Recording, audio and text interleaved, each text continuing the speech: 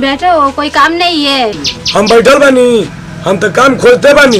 काम नहीं के मिले तो हम का करी। ठीक बा, आज एक दिन काम करे के बोलौले बड़े, हम जाते नहीं काम करे। ठीक है, जल्दी जाओ।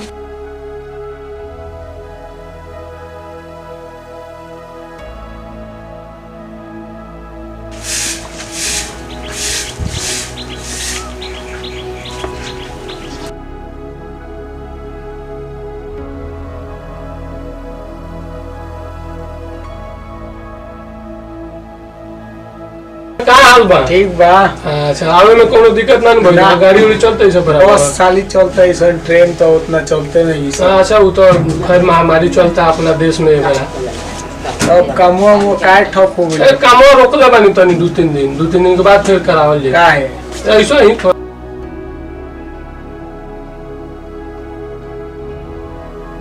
प्रणाम सेठ जी। खुश रहो। आ गई यार संतुआ तोरे के खोजत रहनी। ठीक बा सरकार, हम आ गई नहीं। कौन काम खातिर हमरा के बोलले रहनी हो, बताई। काम तो अभी फिलहाल 2 दिन खतरा रुकल बा, लेकिन आ गईले तो काम बा कुछ कर ले। ठीक बा मालिक, हमरा के जौन काम रुआ देम तौन हम काम कर लेम। हम कोनो काम कर सकत नहीं मालिक। खुद ईटा सामने धइल बाटे, ईटवा के नीचे बालू दबल बा। ईटवा हटा के ना साइड में धो दे, बलुइया के काम बा। ठीक बा मालिक, हम चल तनी हटा देवे।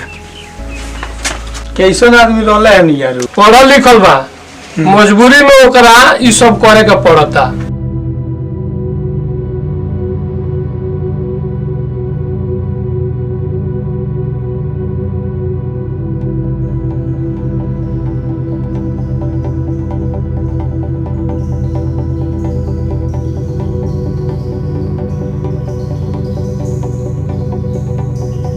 मालिक, हम काम कर दनी, हमरा के पैसा दी कि हम घरे जाई। ठीक बा, पैसा ले आ जो घर। ठीक बा मालिक, हम चलता नहीं, काम होई तो फिर हमरा के बुलाए। ठीक बा, जो जो काम पड़ी तो हम फिर बुलाए।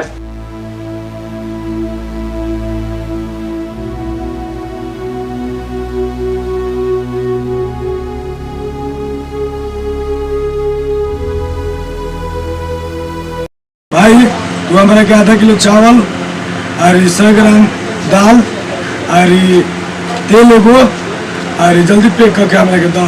आलू वालू सब एमे लेके। वो भाई दे तारी, बाकी पहले का हिसाब में पहले दे दिया।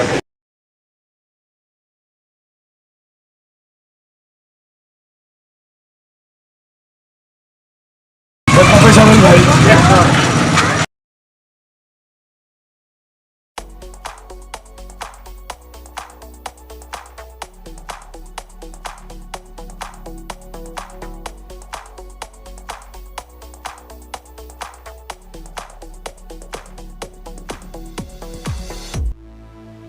सुना तारू केना बारू हो?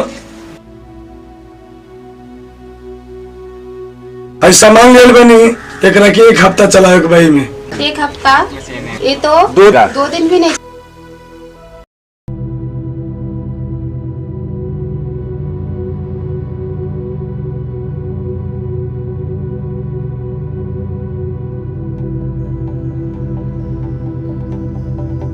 सोए हो?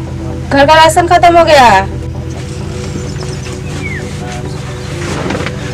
रे, हम 1 हफ्ता के राशन ले रहनी हो, अते कह तारी की खत्म हो गई। 2 दिन ना चलल। जाओ लेके आओ राशन। ठीक बा, जाता नहीं कहीं से राशन खोज के लेके आए।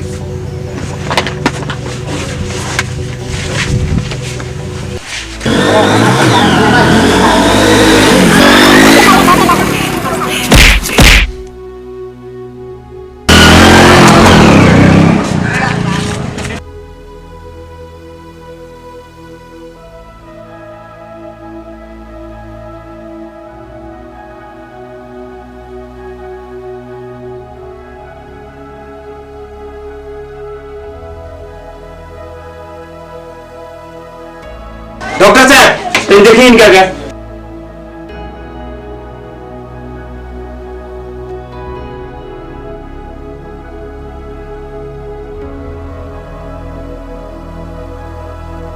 आप कैसा महसूस कर रहे हैं? डॉक्टर साहब, हमरा कुछ लौकत नहीं है।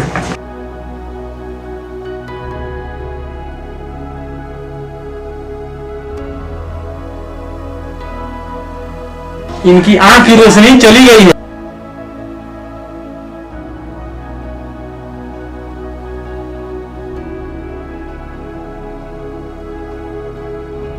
हे भगवान, ये क्या हो गया? आप कौन है? हम इनका औरत है। ये सुन सकते हैं, बोल सकते हैं, लेकिन ये आंख से कभी देख नहीं सकते हैं। आंख की इनकी रोशनी चली गई है, मालूम है। और इनका ऑपरेशन के लिए 4 लाख रुपए लगेगा। 4 लाख रुपए जब ऑपरेशन में लगेगा तभी ये देख सकते हैं।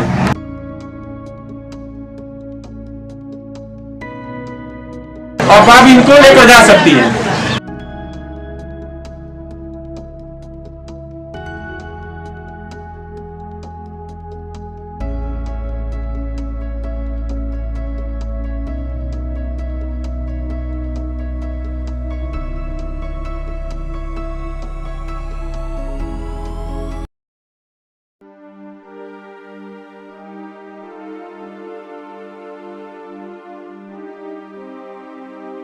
किया जे रहते हमरो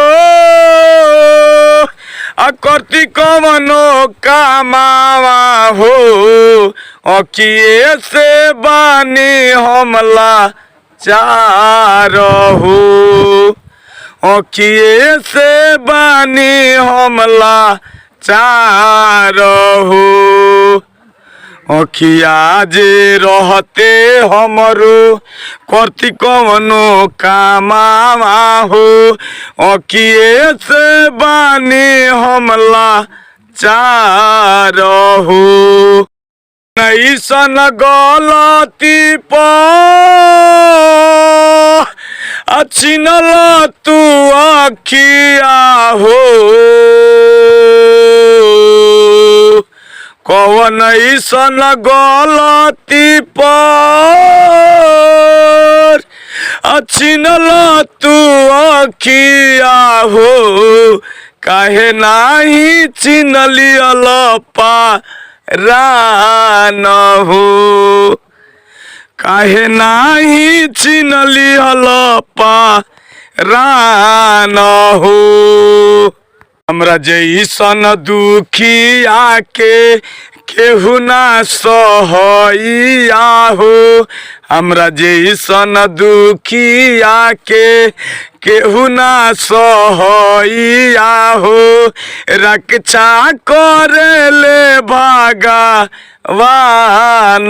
हो, रक्षा करेले भगवान हो। अखिए से बानी हमला चार हो।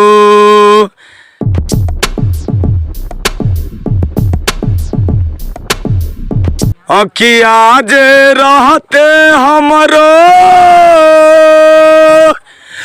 करती कवनो कामावा हो। अरे संतू भाई, अरे 2 साल पहले मिलो रहो हमारा लगे काम खतरा आई रहो, अचानक से गायब हो गई है। वास्ता में मिलो तारा हमारा से के है भाई? हमारा कुछ लौकत नहीं है। अरे हम रमेश सेठ जी तार। अच्छा मालिक, बहुत दुख भरी कहानी बा। अच्छा दुर्घटना के टाल सकता, तारा जब भी जौन चीज के जरूरत पड़ो तू हमारा से कहियो, हम लेके हाजिर हो जाए। ठीक बा मालिक, राहुल बहुत बहुत धन्यवाद बा।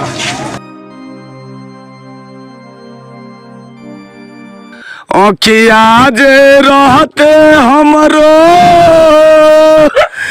करती कवनो कामावा हो, अखिए से बानी हमला चार हो, अखिए से बानी हमला चार हो।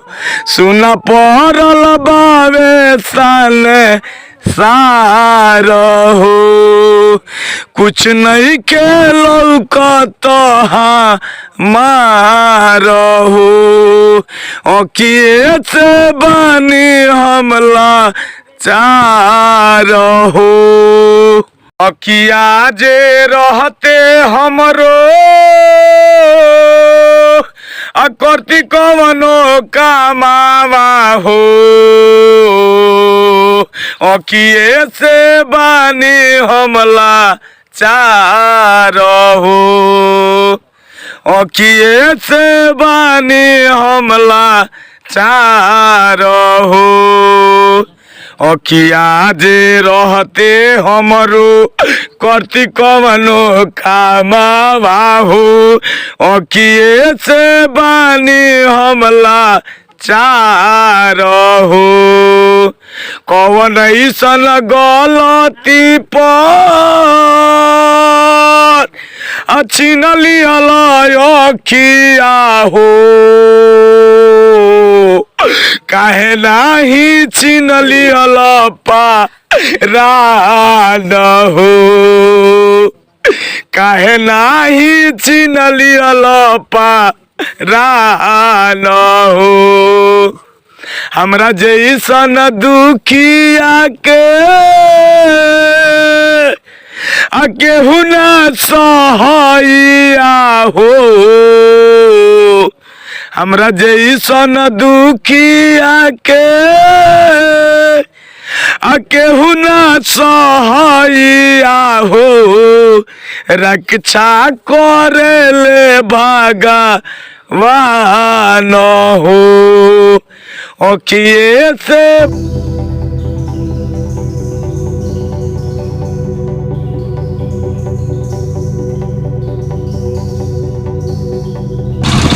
भैया गाड़ी रुको भैया गाड़ी रुको।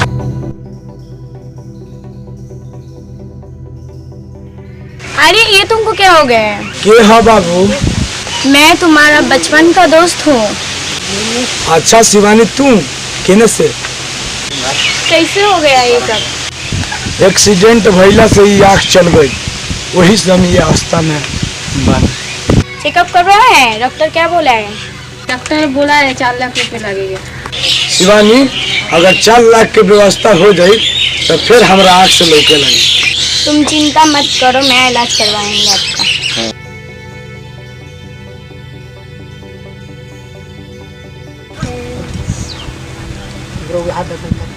उतरिए, चलिए आ गए।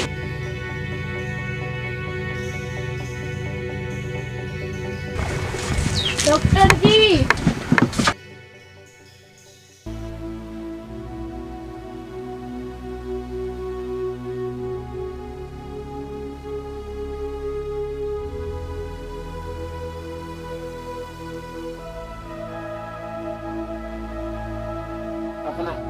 अपना आंख आराम धीरे धीरे खोलिए तो हल्का हल्का हल्का हल्का खोलिए खोलिए खोलिए। अब कुछ दिखाई दे रहा है? हाँ डॉक्टर साहब आप लोग को था तो बता। शिवानी कहाँ बड़ी? कहीं तो चली गई। शिवानी तो एगो फरिश्ता रही हो लेकिन एगो दोस्ती में जौन मिसाल देवे के चाहिए वो दे के चल गई। हे भगवान ऐसा दोस्त हर एक इंसान के मिलो। ये कॉमेडी हमने की इमोशनल वाला बनानी है सर भजन वाला हमने के रोवालो देखी लो एक के आगे बढ़ाई। और ये एक मुख्य कारण ये बाटे कि आजकल एगो लड़का और लड़की दोनों जोड़ा जब साथ में जा डटे तो लोग ओकनी के देख के गलत मीनिंग निकालत ताटे। खाली एगो दिमाग में सोच रहा कि ओकनी के जरूर कोनो लफड़ा चलत ताटे, लेकिन लोग ई ना सोचेला कि वो भाई बहन भी हो सकत रस, पति पत्नी भी हो सकत रस, या फिर एगो दोस्त के नाता से आई लोग है। तो हम कृपा करके पब्लिक से यही निवेदन करे चाहतनी कि कोनो भी अगर जोड़ा जात हो के लड़का लड़की के तो कृपा करके गलत मीनिंग मत निकाले। धन्यवाद। चैनल के सब्सक्राइब करें और कमेंट करे खातिर और लाइक करे खातिर ना भूलें।